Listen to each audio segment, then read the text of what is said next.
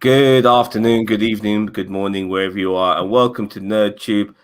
We're talking Dark Side of the Ring, Season 3, Episode 3, The Ultra Violence of Nick Gage. I'm here with Jericho. How you doing, my son? I'm doing well. How are you, Sam? I'm good. And I'm also with a new person. We've got a newbie here, Jim Corn Shred. I also call him Shred. Shredder is here. Shredder is still alive with us. Hello, Shred. How you doing? Nice to be here, Sam. Thank you very much. Now, all three of us have seen this latest episode, and what an episode it is. Now, before I go on a breakdown regarding this particular episode, fellas, I found this episode to be one of the hardest watches of Dark Side of the Ring. I just kept turning away. Thought, what the fuck? What the fuck? I couldn't believe what I was seeing. Now, I know a little bit about deathmatch wrestling. I've seen the odd clip here and there on Facebook and shit. But to see this much brutality, to see people like splurting blood everywhere, all of this sort of shit. This is a standard that I'm not comfortable with at all. And I was not, even though I found this episode very entertaining, I wasn't appreciating what people like Nick Gage and themselves were doing with their bodies with this type of entertainment. Shred, as you're new to us, let me ask you first, what did you think of this episode overall? Okay, watching this, I was able to watch it without turning away, namely because I've seen a lot of this stuff before. I don't know if you remember the days when there was a channel on cable television. It was called TWC, the wrestling channel. I've heard of it. Yeah, they used to show TNA in the early days. They used to show things like the Older World of Sport. And unfortunately, they used to show a lot of Combat Zone Wrestling and 3PW. And that was this kind of stuff. It was the hardcore deathmatch bullshit. Let's be perfectly blunt. This is absolute garbage. It's crazy, yeah. And not just that. Unfortunately, I do have family members who know that I'm a wrestling fan, and every once in a while they might think as a gift to get me like a videotape or a DVD. And unfortunately, one year they got me a DVD called The Best of XPW. That was the deathmatch promotion, deathmatch hardcore wannabe ECW promotion that was owned by the porn producer Rob Black. Okay. So yeah, I have seen a lot of this stuff before, and I was watching this episode more with a mixture of disgust, horror, and embarrassment. You're damn right, man. You're damn right. I know what you mean. I mean, you would think this is the kind of thing that would appeal to me. I mean, most of the people in the crowd look like me, bald white guys with big beards. But no, I think the name I've picked for today, would sort of indicate my position on pro wrestling, and I absolutely fucking hate this kind of wrestling. I'm embarrassed that this was presented. Honestly, I would have much preferred if they were going to cover deathmatch wrestling. We got an entire episode on, say, someone like Ian Rotten, and not portraying him in any kind of a positive light. It would be the crimes he has committed against professional wrestling in general, the people he's fucked over, the all the issues that have been caused in the Louisville, Kentucky, around the whole Kentucky state. He got to get kicked out of that. And even was he the one that did the show where they had to put out warnings for the audience to go and get tested for hepatitis? I'm not sure about it. Oh, yeah.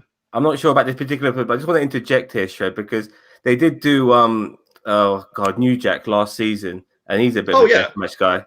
You know what I mean? Yeah, he's a deathmatch guy. He's absolutely fucking insane. And, yeah. But I was less embarrassed watching that than I was watching Nick Gage. New Jack, you could make the argument he's been in major promotions. He's a guy who has been in ECW. He's a guy who has worked for TNA.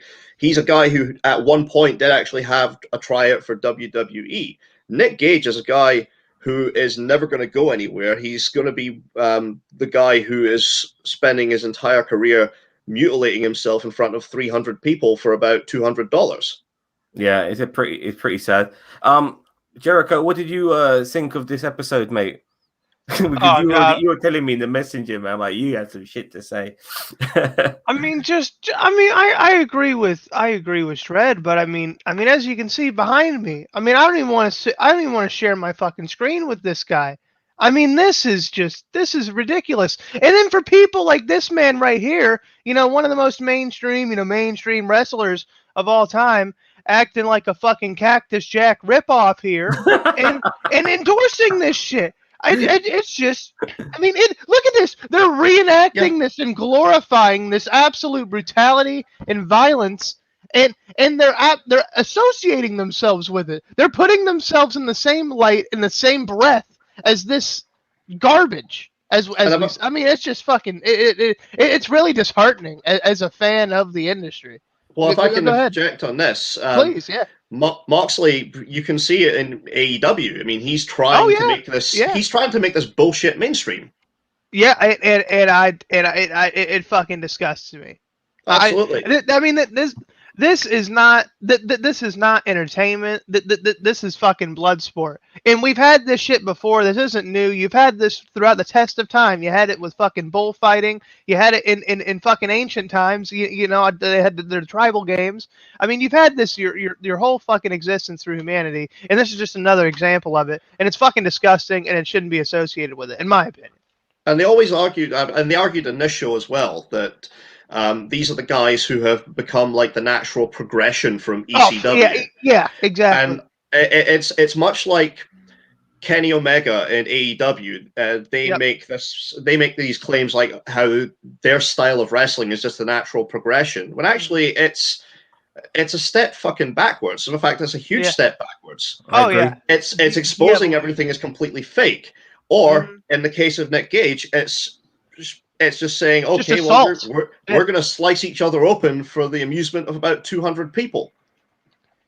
Yeah, I mean, it's just because we can't apply a headlock. Exactly. No, we don't know how to tell a story, an actual story, and we don't know how to make this entertaining for you without just. I mean, this is a freak show. This is a modern day freak show. I mean, this guy is literally bragging and he's reminiscing about the time he damn near gouged his fucking intestines out with a light tube.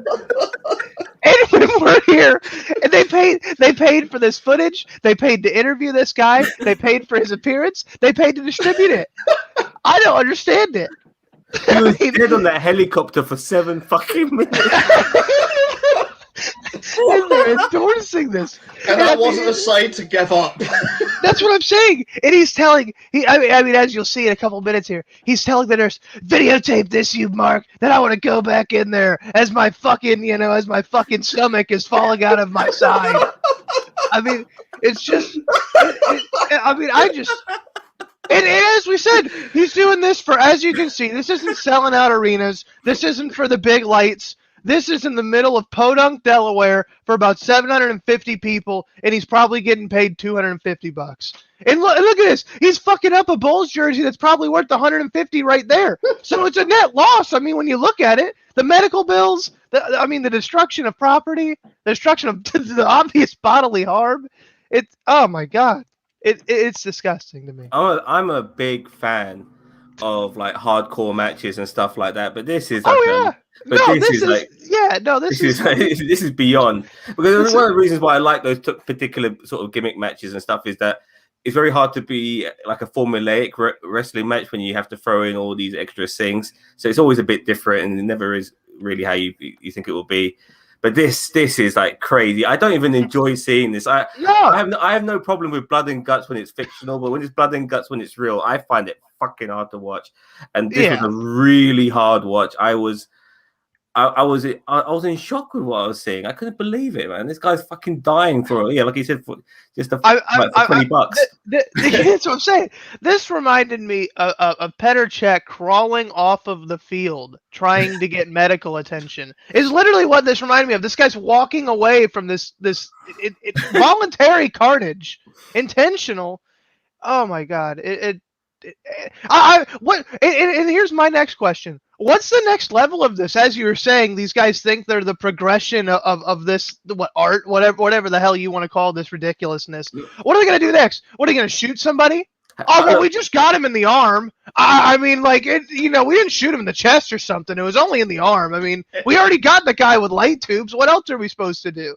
It's like, what the fuck? I mean, it's incredible. I don't want to go on too much of a tangent here, but go ahead. With the fact that you guys don't have like a public healthcare, how do these guys afford to do this shit and not be fucking bankrupt by having to restore themselves from their injuries? I just don't understand. You know what I mean? No one's gonna fucking give them insurance the way they fucking deal with themselves. And this is a great segue, because as you see later, in this episode, the way that they do it is they just they either self-medicate with prescription drugs, or, as you saw, street drugs. Yeah. Once again, right. Thank you to Vice for endorsing this heroin addict. And eventually, as we see in the episode, the guy robs a fucking bank. Seriously. The wrestling industry is a very colorful industry. There's very many stories that there's characters in this industry. This man is not worthy of an hour-long presentation, of a biographical presentation. He's not, but I will interject, and I will say that drugs have been a huge problem with the professional wrestling industry for decades and decades and decades. Yep. There used to be a doctor who was known as Dr. Feelgood, who the wrestlers could approach and get whatever they needed without any questions being asked. Mm-hmm. The problem is, eventually, when you get a doctor like that, they eventually do talk. Yep.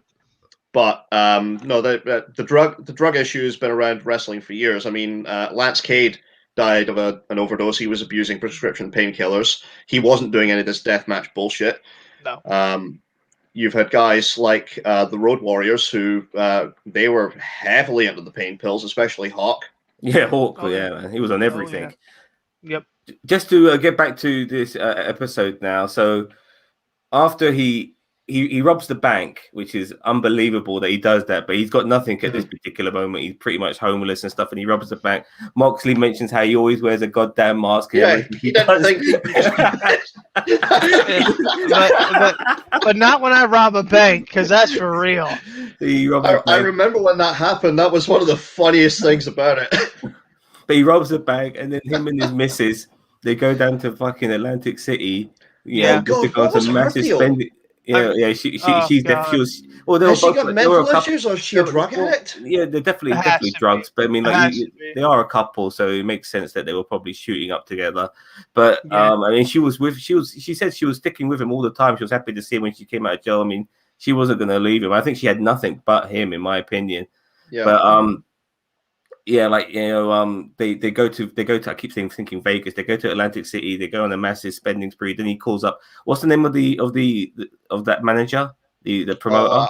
I can't remember. He owns. Lauderdale is his name. Yeah, Lauderdale rings up Lauderdale, and then gets himself arrested and then goes to jail. And then when he's in jail, he finds out that he's fucking popular because he's got all these bloody fan mail coming through, and it motivates him in a way. He starts working out and he gets into good shape and stuff. Mm-hmm. But it's funny thing, he's better off in jail than he was out of jail. But as soon as he fucking comes out, he goes back to the same old shit again. Yep.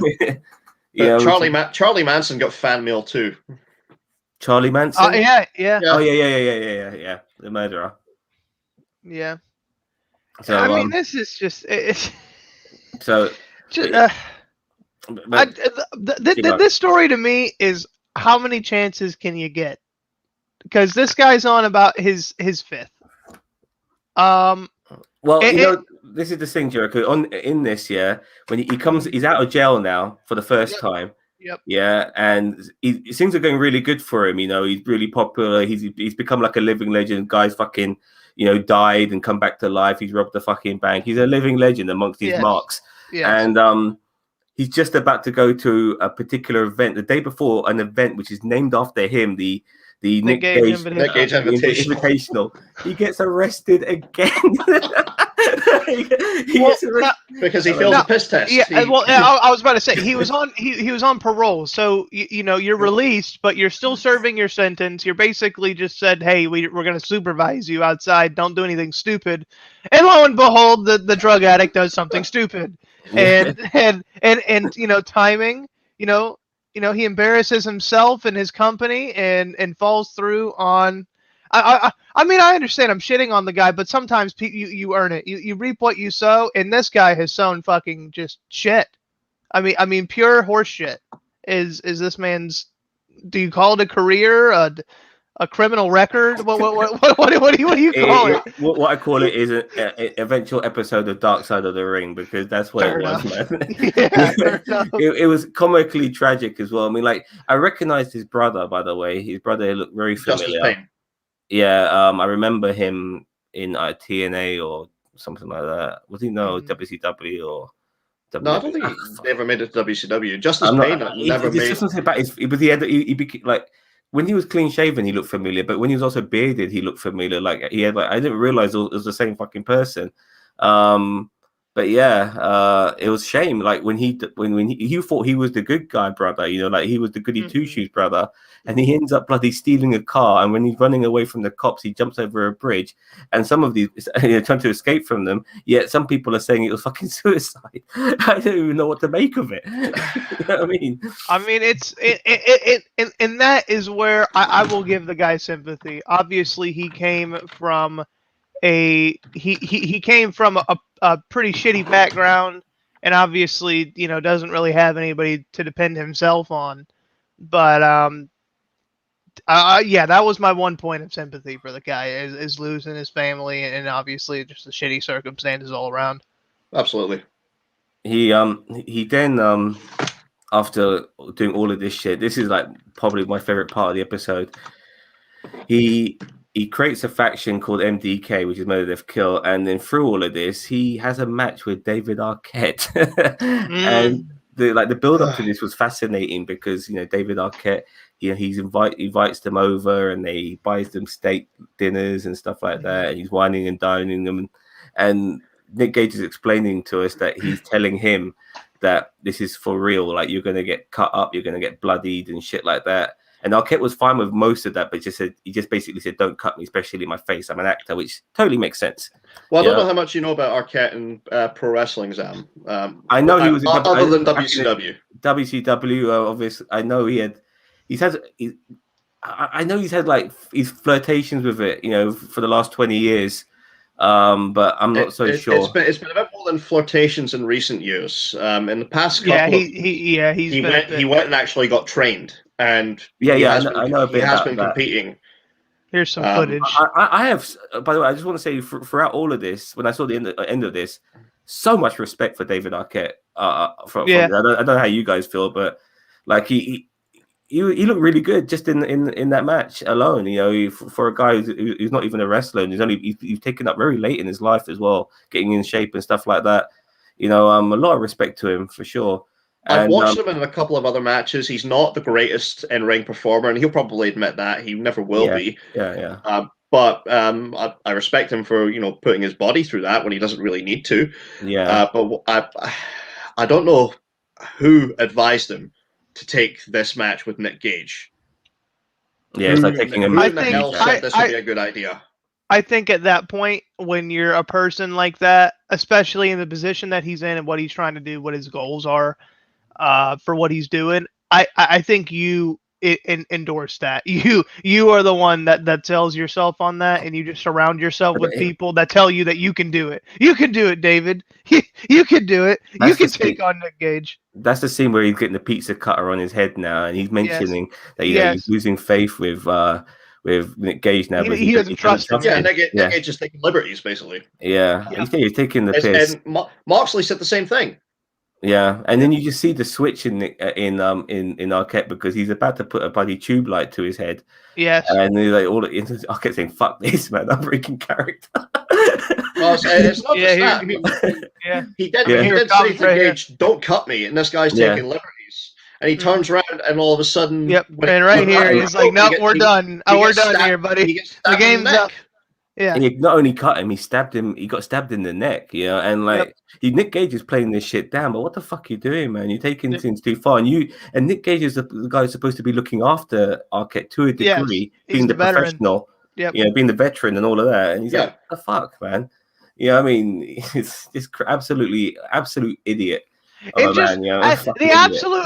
Actually, I'm sorry. Just reading the captions here, the absolute callousness of him, just saying, oh, I've been in this industry so long. I looked at his neck. Nothing was squirting out of it. He was fine. Are you fucking kidding me? Just what a fucking piece. I mean, just the absolute lack of just even thought to take into somebody's body. Someone else's body, let alone your own. It's one thing to do it to yourself. It's another thing to do it to your coworkers and people who are trusting you with their bodies in the ring with you. Now, look, you look at him there. Do you sometimes think he looks a little bit like today's Shawn Michaels? I mean, I think that's just the age. Yeah, but I see it a little bit. There's a little bit there. The shorter hair, the bearded, balded head, Shawn Michaels. He's a bit rattled up now. You can see he's a bit haggard. He looks a lot like him and stuff like that. But like I said, props to Arquette. But he's in his 40s now. He says you can tell he's fucking aged like a motherfucker, and he's in his 40s, and he says he's still going to keep going. He actually believes that he will die at a young age. He accepts all of that. Oh, I have no doubt he'll die at a young age. I hope he does. He is he's as popular as he's ever been, so I guess the rest of his life will be, well, as long as he's still breathing, this is what he's got to do. He's going to be the Terry Funk of this generation, I guess. Oh, don't disrespect Terry Funk's name like that. Terry Funk. Sorry, I don't know how else to make it. I think you're giving Terry Funk too much respect, but personally, I mean, don't get me wrong. There's a difference between over-respecting Terry Funk and putting him in the fucking. I mean that's like putting McDonald's in with the trash. I don't know how else to describe it regarding some some washed up fucking character who Mickey Rourke should be playing right now, who's like doing over the top shit and is battering his body at an age when he should be chilling out a little bit more, if you know what I mean. But yeah, that's the only way I could describe it. But this was an absolutely brutal episode. Funk is much like Piper and so many other guys who just can't let go. Yeah, but Funk put on some of the greatest matches wrestling has ever seen in his prime. Yeah, Nick Gage is never going to have that. I don't think Nick Gage ever had a prime. It was in the county jail. But But prior to watching this episode, I had no idea who Nick Gage was. Then again, with several episodes of previous seasons of the Dark Side of the Ring, I didn't know who these wrestlers was. But the documentary of itself was fascinating. This was for me the most brutal episode of Dark Side so far. I thoroughly enjoyed it. Really did. Fascinating episode, and I look forward to the next. I mean, what do you guys think of this episode as entertainment? Did you enjoy it? No, honestly, I can't say I enjoyed this. I would have loved to have seen a perspective from others in the industry about just how fucking stupid this deathmatch bullshit is. Yeah, it is. It is. It's an embarrassment to the industry. I do agree with you in that sense, but I still enjoyed it for what it was, if you know what I mean. Yeah, but again, I watched this, and again, it was a mixture of horror, embarrassment, and just pure disgust. Yeah. The one thing that I'll say is that Jim Cornette is a very, very let's say recurring act of Dark Side of the Ring. Mm-hmm. There's a specific reason that he was not involved in this episode because you just wouldn't. And that's kind of my take on this. Is just this is fucking God bless. I mean it's not worthy of being covered. Is it entertaining? I mean, I guess are train wrecks and car wrecks entertaining? I mean, if that's the case, I guess you watch this too. But man, I don't find what the episode is 45 minutes long. It could have been 15 minutes of Nick Gage and a 30-minute Jim Cornette burial. Yeah, and it would have been more entertaining. Yeah, this for me is not wrestling. This is. I don't know, this just harkens back to times where maybe we're more of a medieval time where people were only satisfied when they see blood and stuff, and I just don't appreciate this. I don't even think medieval time. I mean, I think this is just again, this is people who have watched things like Jackass and think they could do this in pro wrestling. Yeah. This is worse than fucking Jackass, though. This is worse than Jackass. I mean, at least Jackass had some comedy value. It was a bit refreshing. This is literally just watching idiots hurt themselves to make 100 people cheer. Yeah, I'm gonna slice you and myself open in front of about 200 people because I have a morbid need to be recognized by one person on the street. That's the whole mindset of this.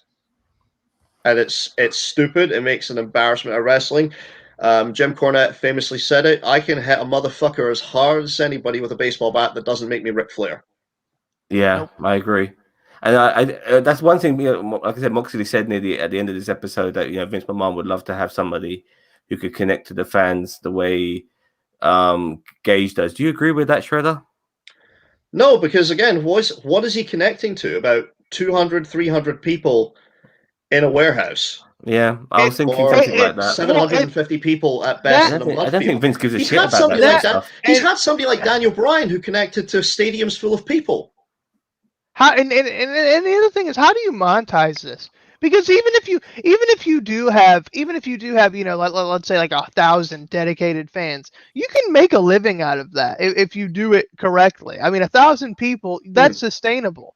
But this is just fucking, I don't know how often he competes, if you want to call it that. I don't know how often he makes appearances, but I mean, every one of these fucking appearances, you can't be doing. I mean, you can't be doing this daily. Well, this isn't a 9 to 5. This is some big fucking recovery time.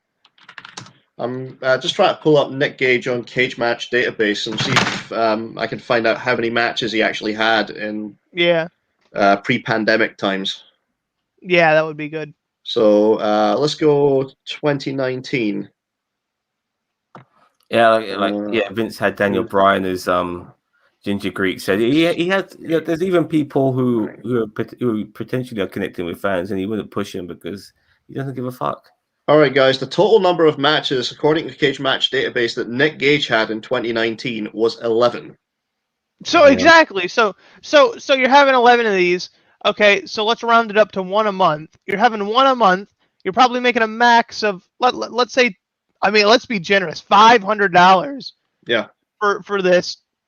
I mean, obviously the guy has to do something else as a side living, but you're going to put yourself out of work for what? At least a week, a minimum of a week. I mean, I understand that this guy lives like this his entire life. Maybe. But my God, merch sales from what? 100 people? Yeah, I mean, okay. Right, yeah, I mean, this is not a living. This is a guy who, I mean, let's be quite honest. Let's call it what it is. This is a fucking psychopath who found a way to legally assault people as a weekend warrior and does it, every month, as a side hustle. This is this guy's side hustle. And instead of being a fucking serial killer, he just assaults people for shits and gigs on the weekend. And I mean, it's fucking crazy. There are promotions out there that do hardcore wrestling that can make money out of it. I mean, Jesus Christ. Yeah, I understand ICW in Glasgow, for example, I mean, they get featured on WWE Network, for Christ's sake. I know WWE would probably not want to air some of the early shit they used to do, particularly the death matches, things like Jimmy Havoc and Mikey Whiplash. Yeah. Okay, I have no idea about any of that stuff, mate. I mean, he is correct, but I mean, fuck. As much as I hate Jimmy Havoc and for the problems that he's had, at least the guy can try to maintain a storyline or something, or try to create a fucking, try to continue something. He's at least shown, some sense of professionalism. He's shown some sense of I can work, with other people. He has his moments, but this guy's just a fucking freak. I mean, this guy's just an insane person. Regardless, we just saw a quick clip there of him and his brother having a match, and when his brother beat him within 2 minutes, and it kind of reminded me of when Sting fought Jeff Hardy in TNA. Did you guys Yeah. think of that too? Did it bring Yeah. back memories of that? I mean, he just slaps the absolute shit out of him here, and I don't know if he's nodding off or I think he said he was like nodding off or he was on drugs or something in the thing, but it's like, my God. And as we said, you would think that he would be the one to fall off the rocker, and obviously the shoe was on the other foot. Yeah. Yeah, but this was And that was the owner and promoter, Brett Lauderdale is his name. But yeah, took the guy in. Oh, you got you robbed the bank. You ready to turn yourself in? Nah, I'm gonna gamble for a little bit more. Oh, okay, I'll call you back tomorrow. Jesus. And Gage got pissed when he Lauderdale turfed him out after he broke into Lauderdale's home. And he's angry. Yeah, he's angry at him for that as well. Yeah. Well, anyway, guys, this has been a really good conversation. Any more you want to say before we wrap this up? I'll start with you, Jericho. I mean, I'm pretty sure I've made my thoughts well and crystal over here. I mean, yeah, this guy is some. Jeez. I'm good. Yeah, I'm good. I've lost enough faith in humanity on this one. Shred. Yeah, this made me embarrassed to be a fan. Again, I can't state that enough. I absolutely hate the concept of deathmatch wrestling. I hate that it even calls itself wrestling. Yeah. Deathmatch. The only thing I'm looking forward to potentially is a burial from somebody like Jim Cornette or maybe even Gerald Briscoe would pick it up for his podcast. I would love to hear what he would have to say about that, because he originated a lot of that hard hitting shit. Just to add one thing, if they weren't if their skin wasn't exposed, if they wore more clothes, would it be more acceptable? Like maybe to cover them from getting from bleeding from the glass and barbed wire and shit. I don't think so, because they have the morbid desire to bleed. I mean, maybe if they were only doing like a barbed wire thing, but I mean, once you start getting light tubes in the ring and like literally getting fucking like 10s of 20s of like stacking up light tubes and getting like pizza cutters and shit and like literally fucking cutting the I mean, it's just I agree. Yeah, you can't camouflage that at some point. I'm just really happy that unanimously we're all on the same page here. Yeah, no, fuck this. This is. How the fuck do you defend this? I don't understand. I wouldn't be surprised if one of us in this contingent would have liked it, but I'm glad none of us do, which is great. Yeah, which is good, because like I said, I like the hardcore matches, but not that. God bless. No, I mean, yeah, no, it's. And I mean, even some of the shit that you see back in the day, like fucking Rock hitting Mick Foley like 8 times in the fucking head with a steel chair, like even that, like I'm like, okay, this is fucking much. You know what I mean? Like seeing in today's wrestling, like a wrestler landing on a ladder. I don't like. That's what I'm. Yeah, that's what I'm saying. I mean, like this is landing on the ladder. Like they don't going through a table. I'm fine with that because that actually cushions their fall. But landing on a ladder, no, not for me. I mean, if you do that very sparingly, I understand that. That's a spot.